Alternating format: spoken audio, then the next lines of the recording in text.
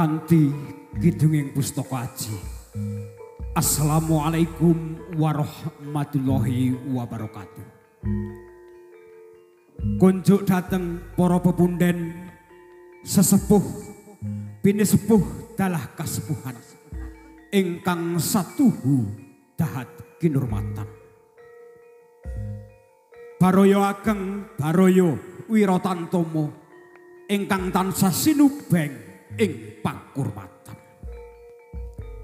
Para pamirsa kakung Sumawana putri ingkang tansah mamardi hamarsudi luhuring budaya.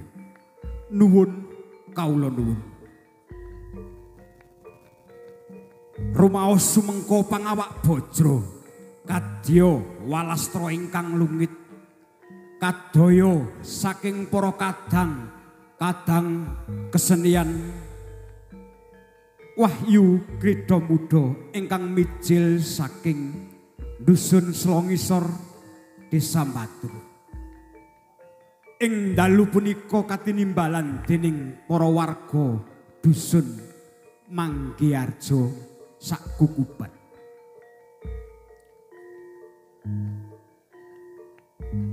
Kepareng badhe atur panglipur dateng para pamirsa saha sumrambahing para masyarakat wonten ing padukuhan Manggiang punika. Ing saderenge monggo sedaya kawula ajak sareng-sareng kanthi nganglungaken jangga nglumahaken asta nilingaken karna minangka puji kunjuk syukur dateng ingkang maha welas maha asih ingkang sampun paring pinten kanikmatan karohmatan kawilujengan waradin datan kita sedaya. Datan kantun selawat sarta salam kita konjakaken dhateng junjungan kita Nabi Agung Muhammad sallallahu alaihi wasallam ingkang tansah kita rengga-rengga syafaatipun wiwit ing donya ngantos dumugi ing atal akhirah. Amin Allahumma. Kanthi miyak sepining swasana saking para kadang seniman seniwati Wahyu Krida Muda ing sak mangke badhe atur panglipur ing mbok bilih.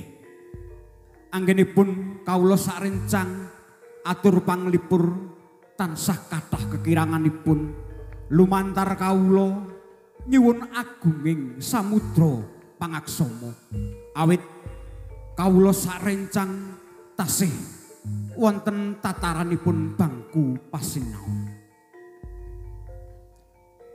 Sugeng hamriksani kanthi mardukaning penggalih hayu rahayu ingkang samya pinanggih.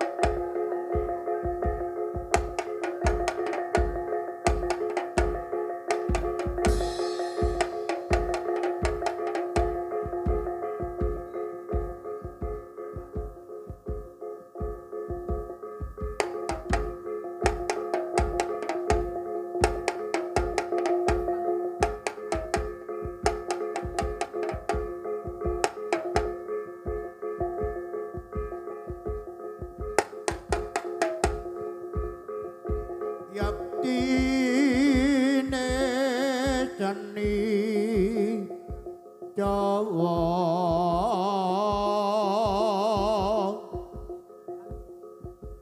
ayo padha dilaluri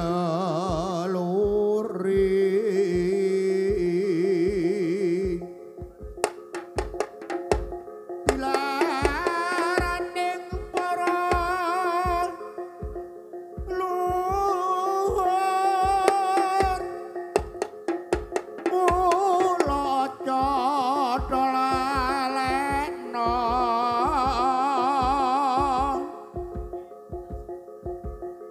jeni ingkang edi luhur kangge nglipur para warga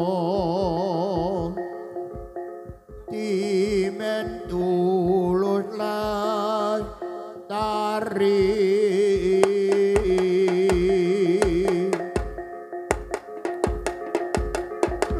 nyora ampun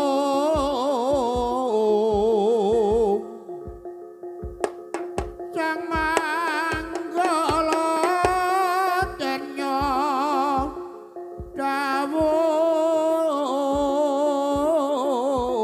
dawuh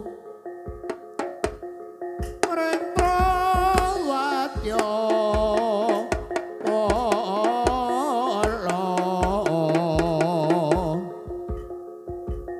Dinoto lanta iti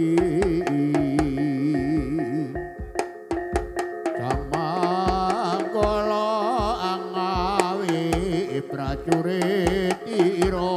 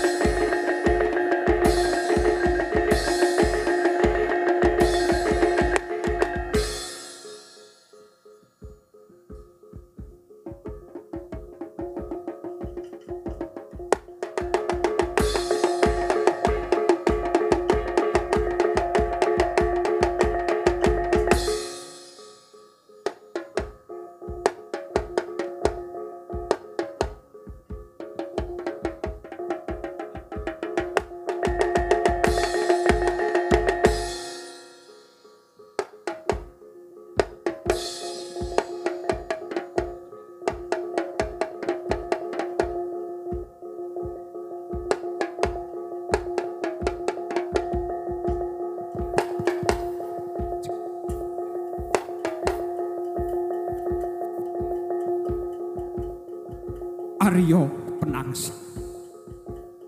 Arya Penangsang adalah adipati ing Jipang Panulang. Arya Penangsang adalah seorang adipati Ani Daralhama. Arya Penangsang mempunyai watak adigung adiguna. Arya Penangsang mempunyai guru yaitu Sunan Kudus yang menampakkan ilmu Aji Joyo Kawijayan Guno Kasantikan. Arya Penangsang melatih para prajuritnya yang dilatih langsung oleh sang adipati. Di detik-detik terakhir pertapan sang adipati, Arya Penangsang jingkranglah pesta Perpu Kunjono Condoro Wino yang disaksikan oleh rakyat adipati ing Jipang Panulang. Di tengah-tengah pesta, Pekatik pun datang, merauh, menangis karena telah diperuh telinganya oleh prajurit dari Pajang yang disertai surat penantang. Sementara sang adipati membaca isi surat tersebut, Penangsang pun marah, lalu memerintahkan semua prajuritnya segera menuju ke tengah-tengah kali Bengawan Sore. Amuk, amuk Hadi Wijoyo.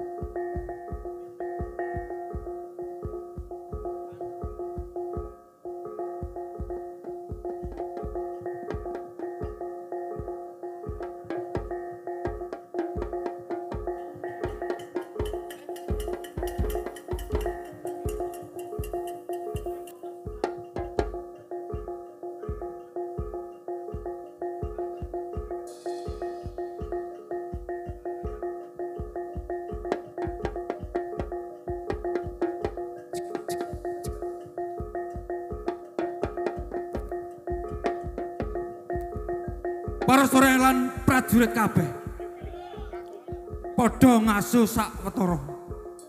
Ingsul bakal paring dawuh marang sira kabeh.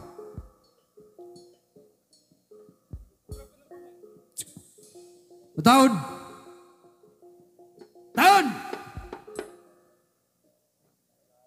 ditimbali nyedak orene. Tahun Terus pundi? ditimbali mah gumujeng.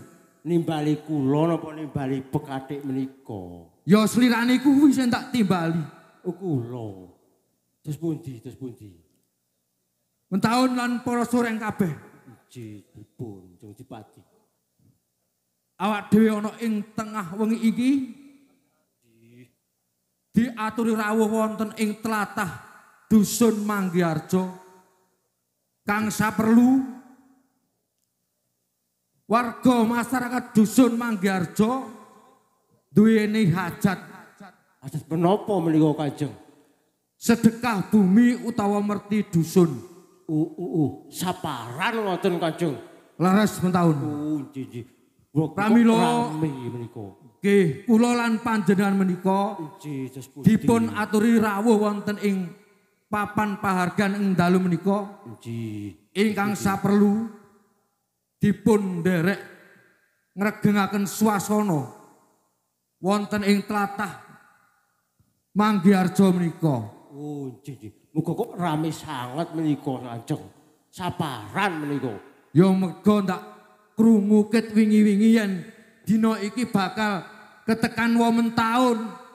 Napa nggih Kanjeng? Coba matur marang wong-wong ae. Nggih matur nuwun sanget menika. Kula pun diaturi rawuh wonten ing dusun ngendi ki le? Ngendi? Manggerjo. Kok juk kaya ngono tenan pora kuwi Manggerjo. Nggih niku Manggerjo. Oh Manggerjo. Disane Manggerjo ki ya kene iki. Wah jan Manggiharjo women taun. Oh Manggiharjo. Niki mboten cetha berarti pekathik menika. Mula ana ing dalu iki awak dhewe matur agunging panuwun marang warga masyarakat ana ing Manggiharjo. Oh nggih. Kabeh muga-muga wae Mbah Kyai Danyang, Nyai Danyang ana ing tlatah Manggiharjo iki maring ana ayem tentrem marang warga masyarakat Manggiharjo, paringi lancar nggone golek sandang kelawan pangan, paringi bagas kewarasan, tinebih naska Buddha lan Sengkala, sumrambahing marang awak dhewe lan para kawula kabeh. Menika dusun Manggiharjo menika niki ya Kanjeng. Mula ana ing dina iki sliramu utawa paman ndak aturi golek hiburan kanggo ngregengake swasana ana ing bengi iki lan kae paman ana uba rampen. Jenengan kok ajeng anak hiburan niku jenengan gadah kajat napa menika Kanjeng? Nderek ngregengake swasana ana ing tlatah Dusun Manggiharjo ngiras Andrawina wong Pas mentawun. niku jungkare jenengan to. Bener. Pekathik gatekno bendaramu mau ngomong piye? Sanjang pripun niku? Jare kuwi kon golek uba rampe kanggo jugare bendaramu Talak Brata. Oh nggih. Ora ndang tidakno kowe rene apa wae sak anane. Napa mawon niku? Ya teko gawane wujude apa ora ya ngono. Mosok nggih uga rampe tok. Hiburane mboten niki. Hiburane mboten. Ya hiburane iki ya mengko golek ngendi tak pasrahke kuwi. Kowe nek kon golek hiburan kon golek LC wae. Nomor setunggal iki. Kowe jan wonge pas banget kuwi. Berat. Kok berat piye udah wing golek LC disangoni karo Dipati kok piye. Pandangane niku dereng enten Cobi. Lho. Aku yo jae wis tau mireng. Jare ana gambyong cewek-cewek cantik banget. Oh, Jarene saka dusun ngendi kuwi? Selongisor. Selongisor. Mbak Andin CS niku jan. Jarene kuwi apik-apik lho. Wah nggih. Jarene ayu. Walah nggih. Nek yo kuwi uba rampene gawa rene dhisik. Nggih. Kanggo jugare bendaramu anggone Talak Brata. Dadi niki tak kula langsung pados ki. Yo kaya ngono yo. Goncang tindakno.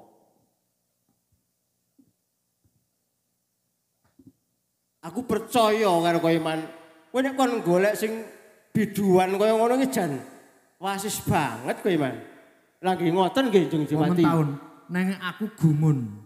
Marang paman sing siji kok ndak sawah akit mau kok ora kaya biasane. Lah opo lagi ora patek sehat, opo piye? Apa kepiye man? Mangendika karo bendaramu. Ini iki. Kurang sajene. Sangune sing ajeng gamu ngerum ki dereng diparingi kali. Oh. Ya mengko kok budal iki ra ya sangoni kowe nek arep golek LC arep ngerum meneh. Mbaya sing kaya ngono ki mbaya dilereni. Kok nderek jenengan ki Man paman kanca-kanca dijikuki unjukan apa anane kanggo tombo salit. Jukuke unjukan si. Mesake prajurit kae wis ket mau lek gladi. Nek dikongkon karo bendaramu ki mbok cengenges-cengenges kaya ngono kuwi, Man. Man, aja kakean gemujung tamat ki juragane ngisor kono lho. Lho. Engko kowe ora sida ditimbali kowe engko. Lah iya. Engko nek gawe ngerum engko ki mesti sangoni kowe. Kowe gawehane golek LC kok kowe. Menika sampun cuma wis Kanjeng. Hiburane nggih kula pun pasrahken dhateng paman menika. Ya karo ditunggu karo ngleren-nglerenke awak dhisik. Nggih, ngoten nggih.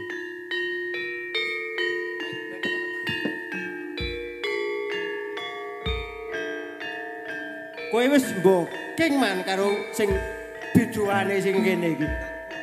Oh ngono. Ya. Jajal kaya ngopo aku ngerti man.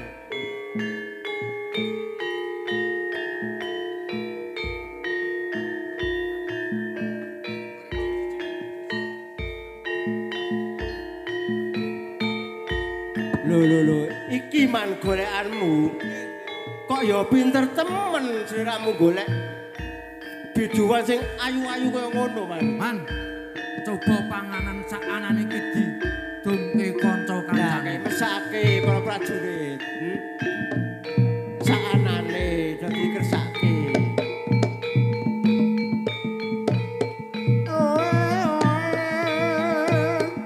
Nek menawi jangan preso menika biduan saking pundi lho, Kanjeng? Aku dhewe lagi tuwon iki. Yen bocah-bocah do duwe greget do ajar tari kanggo ngregake swasana yen ono kahanan. Sanget menika Kanjeng. Nek badhe ngundang menika teng pundi menika? Piye mentalo? Badhe ajeng ngundang biduan niku teng dusun pundi menika? Ana ing tlatah dusun Selongisor desane Desa Batur. Oh, Selongisor. Ijel sak wilayah Getasan. Oh ngoten. Oh nggih. Pemenawi benjang kula badhe nangkap menika Kanjeng. Lamun ora liwat sira mungkin ora bakal kesasar. Jan sae menika Kanjeng.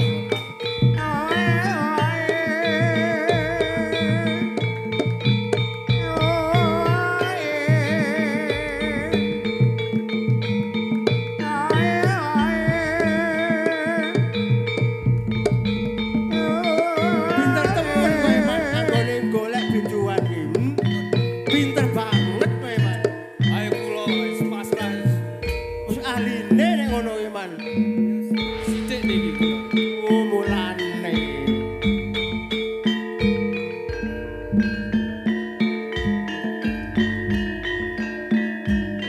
Yo bom-bom birawaning penggalih ingsun. Yen nyawang kaya mengkene muga-muga wae. Nggih. Warga masyarakat ana ing Manggiarjo uga duweni rasa remen marang kesenian awake dhewe tau.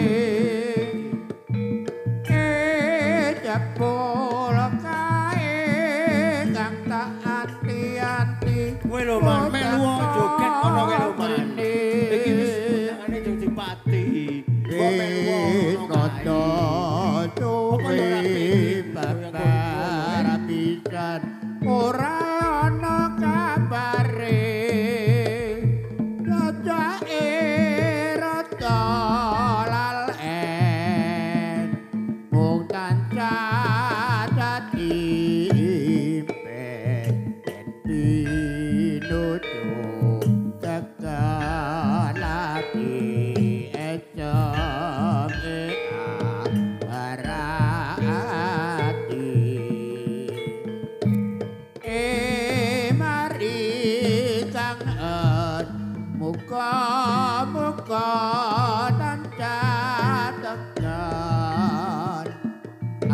atiku rati tentrem amolane trokang tajem mari kangen mulati irone tajem bocatiko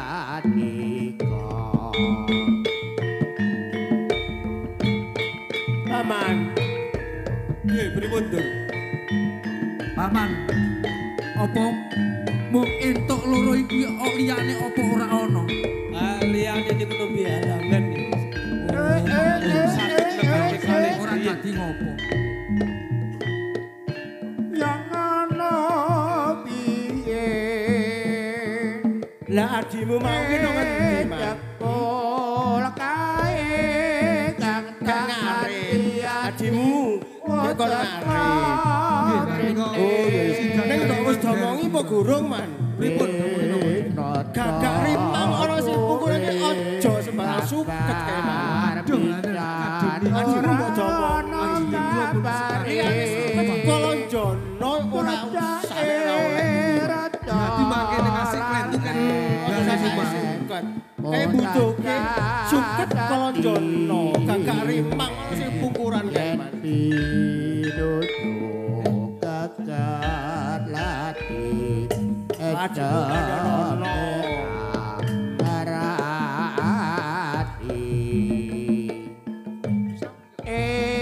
mari kanda muka tancatakan atiku rati tentrem amolane trokang wis ket mau kok ora mulih ki mbok yo disusul to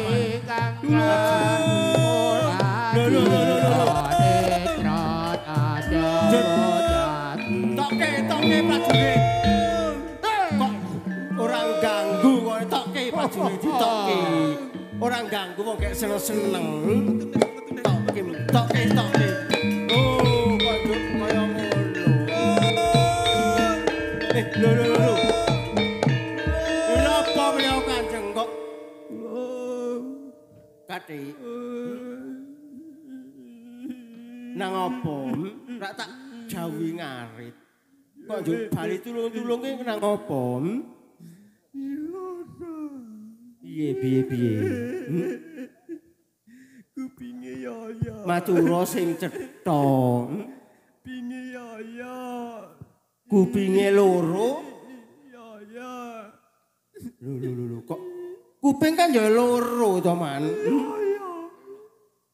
loro lho wong taun apa man didang wong taun sing matur sing terang lan terwaca iki lere mau ki kepiye kok mlayu mlebu ana ing pahargyan tulang-tulung kula wau ki dikengken-ken pados suket lah jebul ki kleru ngen wong kupinge ndek kula ki diperung niku oh dadi lemu ngarit ki goleke pakan gagak rimang kuwi kleru nggone wong njur sliramu didukani lan ditatoni ngono apa? Nggih.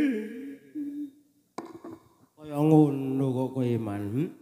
Pokoke ngrusoi rondo nang alas man kok nganti dikupingmu diperung ngono.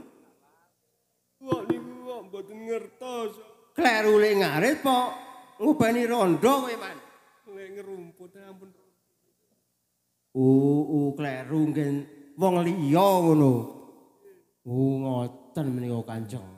Sesuk neh yen arep mapan golek suket kalonjono kanggo pakan gagak rimang yen ana wong matur sik kuwi kanggo umum apa kanggo pribadi. Yen kanggo pribadi ya aja grusa-grusu, peh lemu, disawang marem, duntal ngono ya ora prayoga to, Mas. Nggih ngoten iku Kanjeng.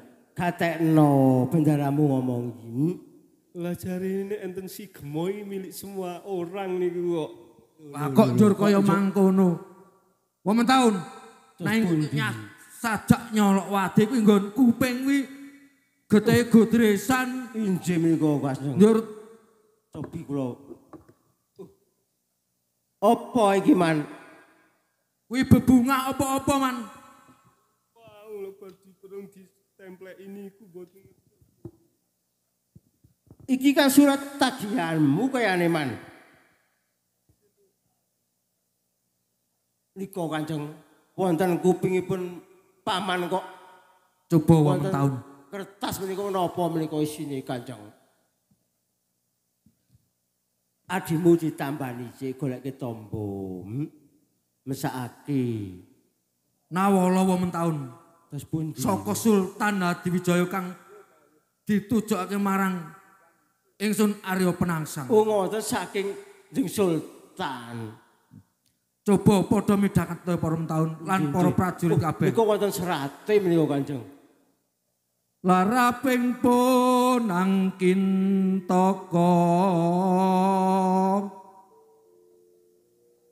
katur Kakang Masdi Pati Kagem panjenengan menika Kanjeng kadosi Jipang panolang tetunung pangalembuna wong taun saking Jeng Sultan menika Kanjeng. Iya wong taun. Nggih mboten maiben menawi ngalempana. Sinuyudan mring kawula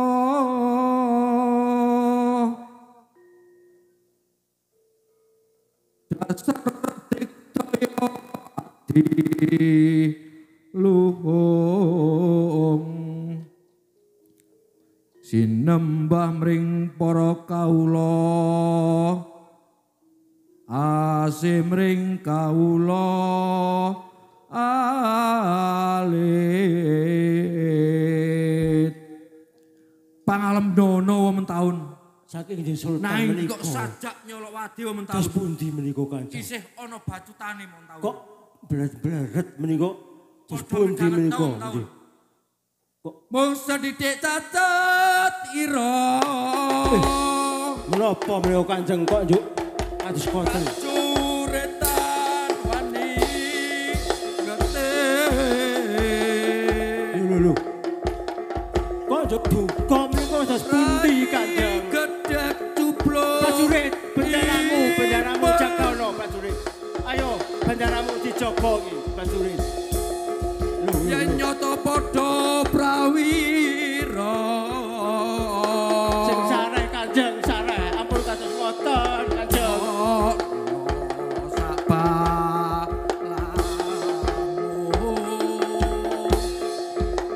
kok kados ngoten to Kanjeng sing sabar mawon Kanjeng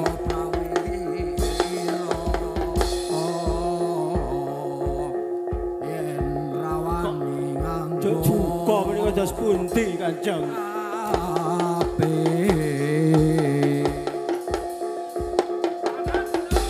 ampun kados ngoten Kanjeng sing sareh mawon Kanjeng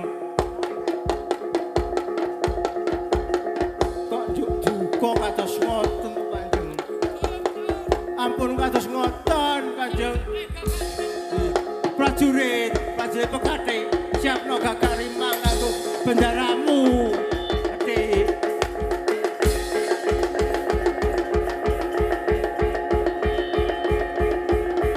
monggo menika gagarimang panjung kados atos mawon Kanjeng sing sareh sabar Kanjeng